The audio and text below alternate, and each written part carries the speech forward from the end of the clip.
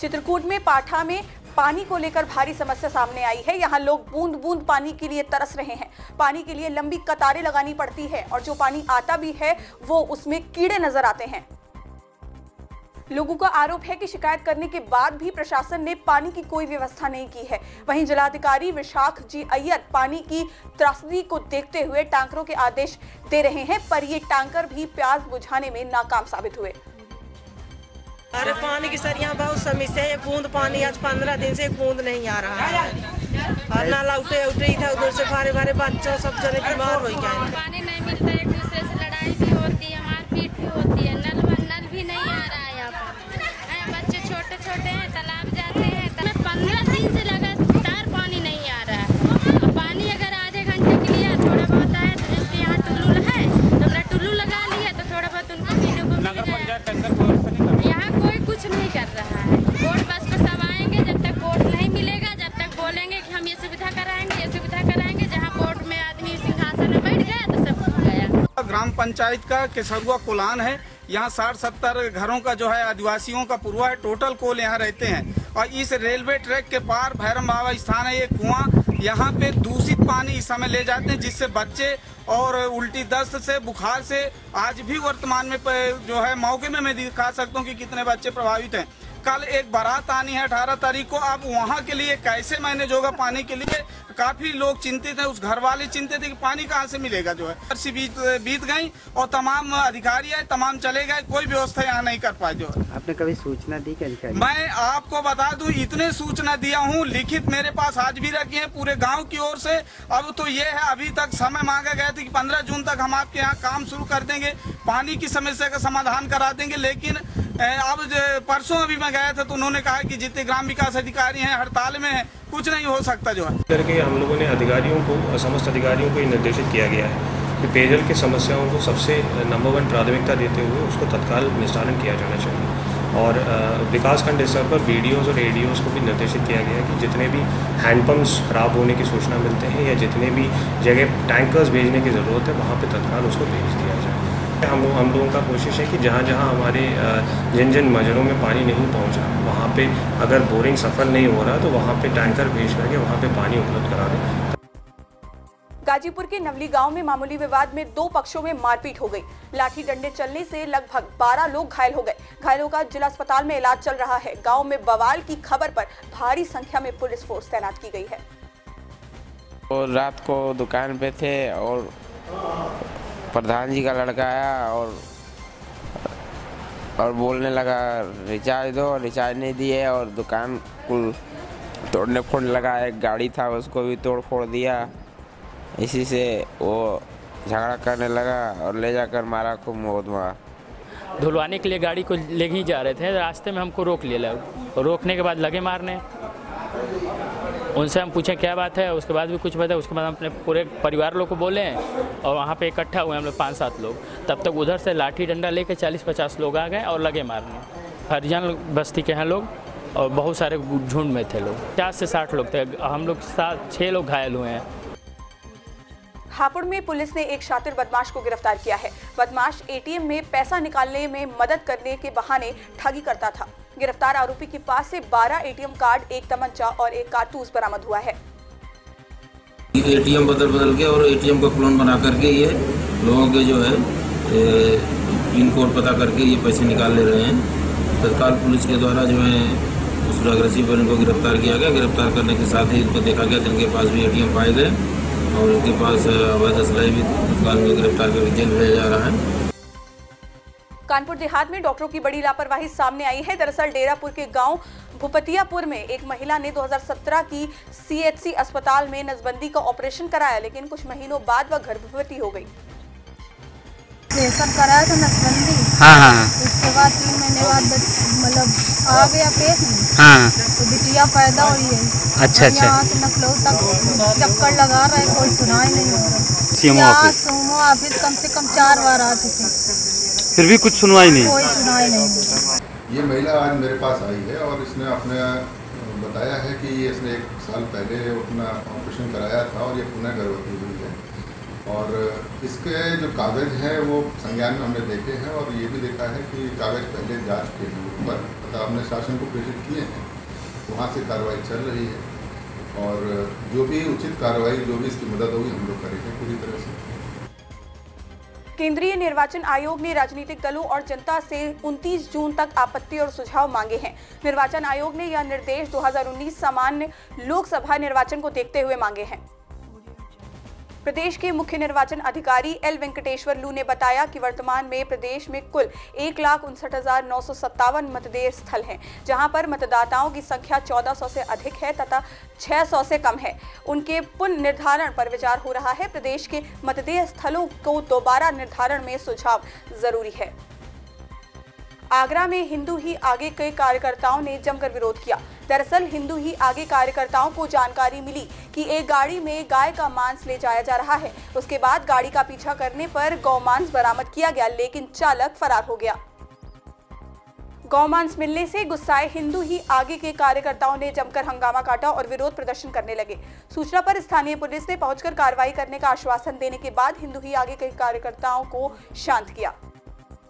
योगी जी की योजना को ये लोग कसाई धज्जियां उड़ा रहे हैं। प्रशासन से चेतावनी देना चाहता हूं, इस पर जल्दी से जल्दी एक्शन ले, वरना पूरे आगरा का जो माहौल खराब होगा उसकी जिम्मेदारी खुद प्रशासन की होगी। अमेठी के शेखपुर गांव में 4 महीने पहले दफनाई महिला के शव को निकालकर पोस्टमार्टम के लिए भेजा गया। महिला की मौत के बाद उसके बेटे का आरोप था कि उसकी मां की हत्या की गई है। इस पर पीड़ित ने दीवानी न्यायालय सुल्तानपुर की शरण ली। एसडीएम मुसाफिर खाना अभय पांडे ने कहा कि पोस्टमार्टम रिपोर्ट आने के बाद आगे की कार्रवाई की जाएगी। सर संदेह क्या था इनका? मनीष कुमार के द्वारा यह संदेह व्यक्त किया जा रहा था कि गांव के कुछ लोगों द्वारा महिला की हत्या की गई थी, जबकि जो फर्स्ट पोस्टमार्टम रिपोर्ट थी उसमें डॉक्टर ने कॉज ऑफ डेथ जो है वो सेप्टिसीमिया बताया था, परंतु उनके द्वारा बार बार इस बात पर संदेह किया जा रहा था। तो और उनके द्वारा आवेदन पत्र भी दिया गया था, जिस पर जिला मजिस्ट्रेट द्वारा निर्णय लिया गया कि पुनः महिला का शव जो है कब्र से निकलवा कर पोस्टमार्टम की कार्रवाई कराई जाए। उस क्रम में आज ये कार्रवाई सुनिश्चित कराई जा रही है। अमरोहा में उत्तराखंड के पूर्व सीएम हरीश रावत के काफिले से एक महिला घायल हो गई। काफिले को एस्कॉर्ट कर रही पुलिस की जिप्सी ने स्कूटी सवार युवती को बुरी तरह से घायल कर दिया। यह घटना कैमरे में कैद हो गई है, जिसके बाद गुस्साई भीड़ ने एक पुलिसकर्मी को घेर लिया और उसकी जमकर धुनाई कर दी। घायल युवती को इलाज के लिए हायर सेंटर रेफर कर दिया है, जहां उसकी हालत नाजुक बनी हुई है। बागपत में 2 किसान मोबाइल टावर पर चढ़ गए। इन किसानों का आरोप है कि चकबंदी विभाग की वजह से 8 बीघा फसल बर्बाद हो गई है। पुलिस ने समझा बुझाकर दोनों किसानों को नीचे उतारा। किसानों का आरोप है कि चकबंदी प्रक्रिया विवादों के घेरे में है। चकबंदी विभाग ने रसूखदार किसानों से सेटिंग करके गरीब किसानों की जमीन अलग अलग टुकड़ों में कर दी है और बढ़िया जमीन रसूखदार किसानों को दे दी है। टावर पर इसलिए चढ़ी, हमारा जो दूसरा आदमी है, हम कई साल तक धरती को बो रहे हैं, तो रात जीतने जाके इस पे सारी पे वो फेंक दी, लूट रही। 8 बीघे धरती है हमारी, 8 का 8 खत्म कर दिया। टावर पर चढ़ रहे सुग्रमपाल कृष्णपाल। हम जी ये चाह रहे हैं हमें हमारी धरती मिल जाओ, हमारे आदमी बीमार है, बच्चे हमारे पास हैं, हम कहाँ जाएंगे, भूखे मरने की नौबत आ गया आगे में। ये सन 81 से जी हमारे गांव में चकबंदी चल रही। ये पहली बार टावर पर नहीं चढ़े, और भी लोग गांव में से टावर पर चढ़ चुके। कृष्णपाल और सुक्रमपाल नाम से 2 व्यक्ति टावर पर चढ़े हुए। इनका पूरा परिवार आप देख सको कितना बेहाल है, बहुत बेहाल है जी। गांव में चकबंदी में लूट मचा रखी लोगों ने। ये लोग तो जी इनकी रात 8-10 बीघे जमीन बहा दी जी। ये तो ये चाह रहे थे कि अपना जैसा चक लग रहा वैसा का वैसा ही लगा रहे। और सुक्रमपाल नाम के 2 किसान बामनौली के हैं, टावर पे चढ़ गए थे। बंदोबस्त अधिकारी चकबंदी के आदेश के विरुद्ध इनका आक्रोश था कि हमारी ज़मीन पहले से जहां थी वो बदल करके दूसरे को दी गई। वो जीत सिंह और कुलदीप हैं। हमने इनको आश्वासन दिया है कि ये आदेश डीडीसी के यहाँ इनका मुकदमा भी है। डीडीसी साहब से बात करेंगे कि आदेश अगर गलत हुआ है तो निरस्त होगा। और जिन लोगों ने रात में इनकी फसल हटा करके उस पर जुताई करा दी है, उनके खिलाफ FIR भी दर्ज हो रही है। ये लोग एप्लीकेशन दिए हैं। हमीरपुर में 2 दबंगों ने रंजिश के चलते एक युवक की जमकर पिटाई कर दी। बेखौफ बदमाशों को पुलिस का भी डर नहीं था। डायल 100 के सामने भी दबंग युवक की पिटाई करते रहे और पुलिस देखती रही। युवक घर के बाहर कूड़ा डालने निकला था, जिसके बाद सामने खड़े दबंग ने उसे रोका, जिसके बाद बात बढ़ गई और मारपीट हो गई। वहीं कुरारा थानाध्यक्ष डीडी सिंह ने बताया कि कूड़ा डालने को लेकर दो पक्षों में विवाद हुआ था और दोनों पक्षों में समझौते की बात चल रही है। हमीरपुर में पुलिस ने सोशल मीडिया पर अश्लीलता परोसने वाले 2 दुकानदारों को गिरफ्तार किया है। ये आरोपी चिप के जरिए लोगों को अश्लील वीडियो परोसते थे। ये जनपद हमीरपुर में ऑपरेशन डिस्ट्रॉय के अंतर्गत अभियान चल रहा है, जिसमें कल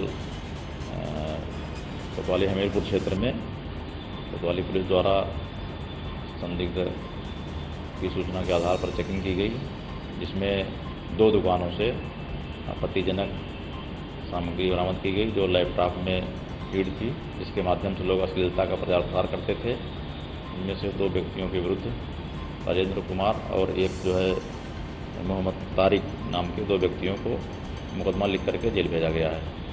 इसमें विवेचना की जाएगी, जो भी लोग इसमें प्रकाश में हैं उनके विरुद्ध कार्रवाई की जाएगी। जौनपुर में एक डॉक्टर के होटल में चेकअप का मामला एक युवक ने सार्वजनिक कर दिया था, जिसके बाद उस शिकायत करने वाले युवक का आरोप है कि पुलिस उसको आए दिन धमकाती है और फर्जी मुकदमे में फंसाने की बात कहती है। इस मामले पर एसपी देहात संजय राय ने कहा कि मामले की जांच की जा रही है। जांच में डॉक्टर होटल में मेडिकल जांच करने के सबूत अगर पाए गए तो कठोर कार्रवाई की जाएगी। यह मामला जो है पति पत्नी के बीच का है। सिकरारा थाने गांव है विष्णुपुरा, जहां पर पति पत्नी के बीच विवाद हुआ था। इस विवाद में दोनों में झगड़ा हुआ और इस झगड़े में पत्नी ने पति के और उसके अपने सास ससुर और देवर के खिलाफ एक दहेज उत्पीड़न का मुकदमा लिखवाया। क्रॉस में उसके पति ने भी एक एनसीआर लिखवाई है। इन दोनों अभियोग पंजीकृत कर लिए गए हैं। उनको मेडिकल के लिए भेजा गया था। इतवार का दिन था और वहाँ मेडिकल के लिए गए, डॉक्टर उपलब्ध नहीं हो पाने के कारण डॉक्टर से कांटेक्ट किया गया और उनका मेडिकल कराया गया। जहाँ तक ये बात होटल ही कह रहे हैं, इस संबंध में ऐसी कोई बात संज्ञान में नहीं है। अगर ऐसा कुछ है तो इसकी जांच कराई जाएगी और इसमें उचित कार्रवाई होगी। यूपी के मैनपुरी में उस वक्त हड़कंप मच गया जब एक आंगनबाड़ी कार्यकर्त्री के खाने में छिपकली गिर गई। आंगनबाड़ी कार्यकर्त्री ने जब इसकी सूचना संबंधित अधिकारियों को दी तो उन्होंने मामले को दबाने की कोशिश की। बहुत छिपकली निकली है, आप इसमें क्या कहेंगे? मैंने तो पैकेट उनको दे दिया, बंद करके चले गई। वो अपने घर का खोल के देखा होगा, उसमें निकली तो वो लेके आई हमारे पास। बोली मैडम इसमें छिपकली निकली। मैंने कहा दिखाओ मुझे। देखा मैंने पैकेट, ले लिया उनसे पैकेट। फिर मैंने अपने सर को फ़ोन किया, बताया तो उन्होंने कहा तत्काल उसको पैकेट को लेके मेरे पास चली आई। फिर मैं वहाँ पहुँच गई, वहाँ सर को दे दिया और जो बात यहाँ हुई वो बता दी मैंने। मथुरा में एसटीएफ ने फर्जी शिक्षक भर्ती मामले में 16 लोगों को गिरफ्तार किया है। इस मामले में बीएसए कार्यालय के 3 लिपिक और 4 वरिष्ठ टीचर भी शामिल हैं।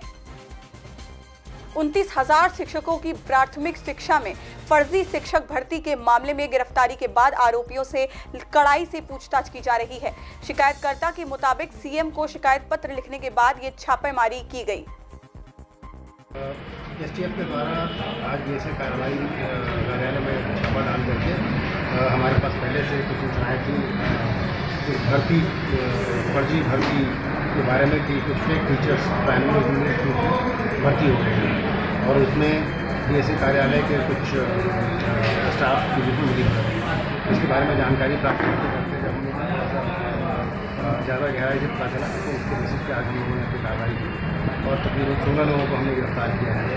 इनमें से 3 तो कार्यालय का स्टाफ है, एक महेश बाबू जो हैं जो वहाँ के कनिष्ठ लिपिक हैं, सरकारी नौकर हैं, 2 लोग कंप्यूटर ऑपरेटर हैं और बाकी 4 उसमें ऐसे वरिष्ठ टीचर हैं जो लड़कों को इंटाइज करके उनको बरगला करके और उनसे पैसे लेकर के उनका रिक्रूटमेंट कराते हैं और 9 करीब ऐसे न्यूली रिक्रूटेड टीचर्स हैं जो पिछले 6 महीनों से विभिन्न विद्यालयों में काम कर रहे हैं। और मैं यहाँ बताना चाहूँगा कि वो न्यूली रिक्रूटेड टीचर्स जो हैं वो ये लोग हैं जिन्होंने इस पद के लिए अप्लाई जल्दी नहीं किया। शाहजहांपुर के अस्पताल में आग का बड़ा हादसा टला।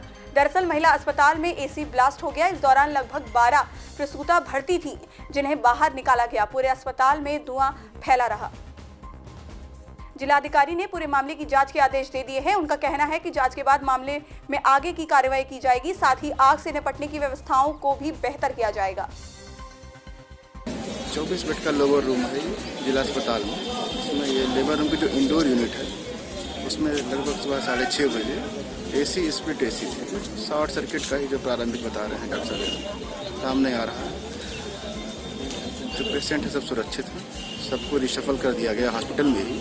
अदर को जहाँ विशेष आवश्यकता है उनको हम रेफर कर रहे हैं नज़दीकी CSC या PSC बेटर ट्रीटमेंट के लिए। पेशेंट सारे सुरक्षित हैं, स्टाफ सुरक्षित है और फर्दर जांच के लिए इलेक्ट्रिक सेफ्टी टीम को बुलाया जा रहा है।